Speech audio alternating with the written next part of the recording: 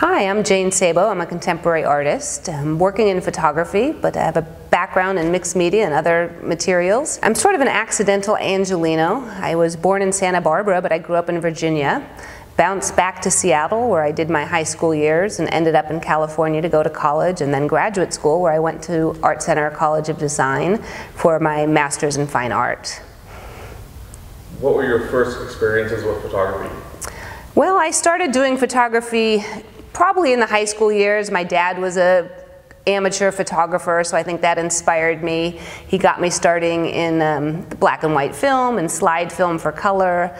I did do some training in the darkroom in college, and I did use some photography in my art projects in grad school, but really it was an aside to my primary work. I went into grad school thinking I was a painter, really transitioned more to a sculpture, installation, conceptual artist. And photography really, though I loved it and was interested in it, I just didn't feel that was the focus of the work that I was making at the time. Essentially put it aside and only came back to it more recently. What does being a conceptual artist mean to you?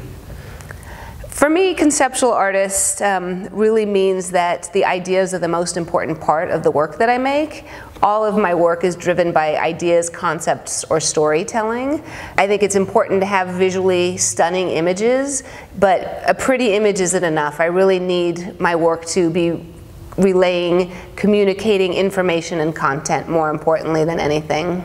Was there a moment where you decided to be a photographer? Yes, it was a very decisive moment when I returned to photography. I had had a long hiatus from my art career as I was working in the film industry, and when I finally decided to come back, I thought I would be a painter again, and I realized that I was just stuck in a rut making the same sort of paintings I had been making before, and I didn't feel that it had enough purpose or intention. And then I also was thinking, well, I need to document these paintings that I'm making, and I realized that technology had changed, and it was no longer submitting slide films to submit your work somewhere, that it had changed to a digital platform, and it was a platform that I had no experience with.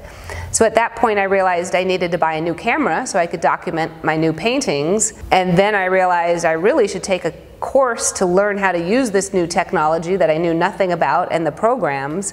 And I took one class, and that really changed my life. And right then and there I said, this is what I should be doing now. And I never looked back. What are some of your early influences? My influences as a photographer, strangely enough, are people that are working in mixed media and installation or working in the environment. I'm so intrigued by people who can really transform something that maybe appears a common ingredient and turn it into something that really becomes something new. I'm thinking of Andy Goldsworthy, who goes out into nature and builds constructions, and they're just moments in time, but he really creates something that makes us see the world in a new way. One of my other favorite artists is Donovan, who does these just amazing ethereal constructions that become landscapes, that become worlds, and they're just made of most common, simple objects. And those are two artists that really have influenced me to think about pushing the elements as I make my own work, to push the use of materials. Okay, let's talk about the 3 series one at a time. Mm-hmm. So talk about the Reconstructing Self series. Reconstructing Self is a series that I think of as conceptual self-portraiture. It is a series of dresses that I have fabricated and constructed. The objects, each individual one is essentially telling a facet or story about myself. And though they appear to be sculptural objects, the finished product is truly the photograph. I built them merely as photographic props. They're transitory elements that only exist for the moment in time that I can take that picture. So most of those works were made 2014 and 2015.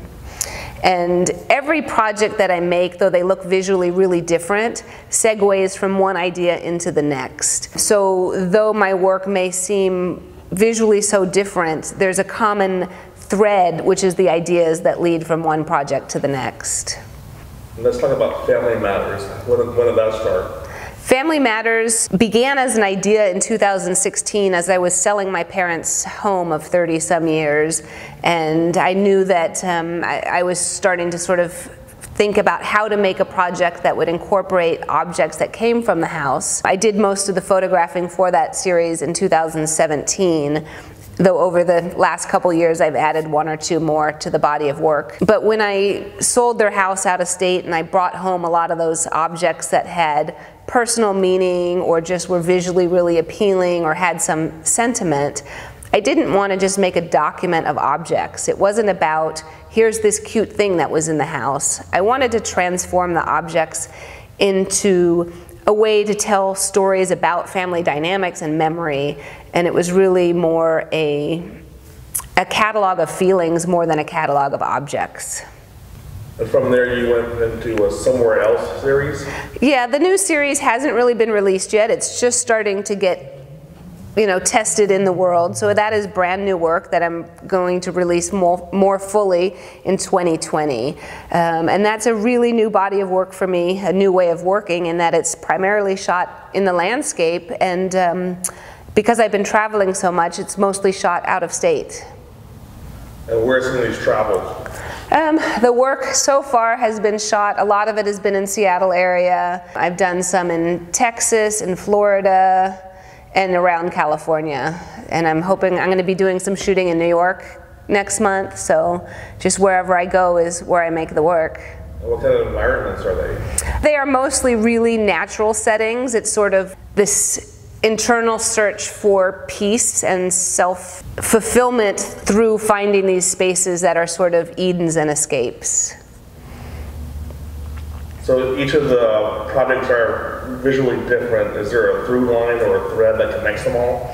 All of the work I really do think of as self-portraiture and as a means of telling stories about my life. So the through line is, it's really all self-referential about identity, but it's also, all of the work is, because I don't appear in the images, is anonymous or vague or open enough that the viewer can insert themselves into the story that is unfolding within the imagery.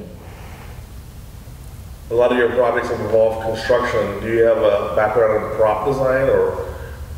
I do. When I was in grad school, just by chance, I happened to see a card that was an advertisement to work in a prop shop. And I started in that job, entering, not knowing a whole lot, but built an entire career out of that first job. And one of the first projects we started doing was making miniatures for Euro Disneyland, which is now called Disneyland Paris. And starting at that high level of quality control was really a great place to launch a career as a builder, because it's what we call crowd contact. All of these props are going to be seen up close by the public, and you've got to get them just right. And everything that we build in the film industry is something you've never built before, which has enabled me in my own art making to just approach people. See my dresses and they think, oh, you're a fashion designer. It's like, no, I know nothing about fashion. I don't really know how to sew, but I know how to build.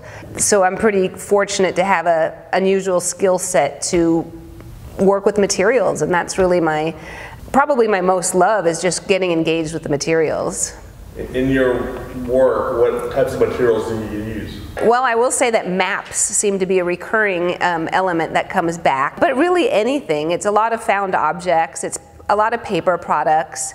I do try to avoid too much toxic materials, so I've weaned out all of the crazy chemicals. When I started in the film industry, it was a lot of resins and urethanes and plastics, and I don't want to work in those materials anymore. So I've gotten very simple. Everything's lightweight. I do a lot of foam core paper, that sort of thing.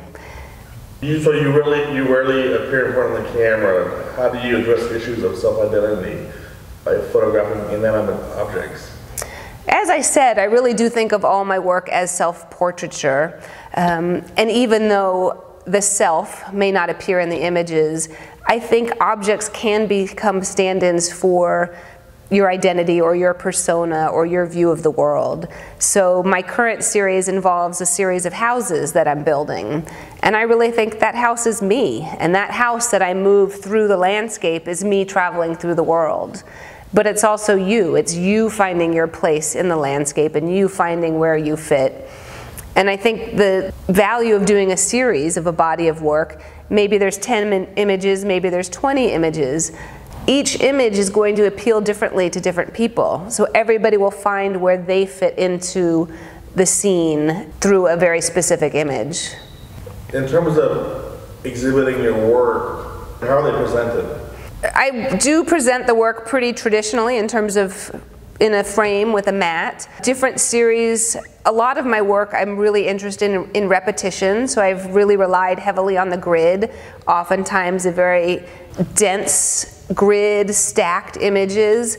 But the series Family Matters, which was much more personal work, I wanted to break away from the grid. So in that series in particular, I orchestrated a much more organic, rhythmic flow of the installation where maybe 2 or 3 would be paired together and then there would be a gap and then a couple would be together and all at varying heights. And I really thought of it as a little haiku, a line, a poem, connected together to make a phrase, a sentence, a paragraph, to read the whole story, or perhaps as musical notes that had a rhythm. How the work is installed really is influenced by what the work is.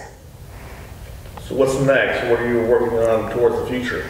Well, I am still building these houses for the Somewhere Else project and still traveling with them. I do have several shows lined up for that work now, so I'm really hustling trying to get them done and to just, again, keep pushing the visual element of what that work is doing and experimenting with that.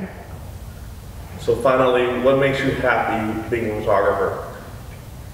I think the making the work is the most enjoyable, and I really do, the building is a big part of it. The editing, the data management, that's the worst of it, you know, and it's like we do learn our software, but just trying to manage extra large file sizes and dealing with storage, I could live without that headache for sure. But it's one of the necessary evils, and my life has dissolved into stacks and stacks and stacks of external G drives that I just have so many multiple backups because I'm just terrified of losing data.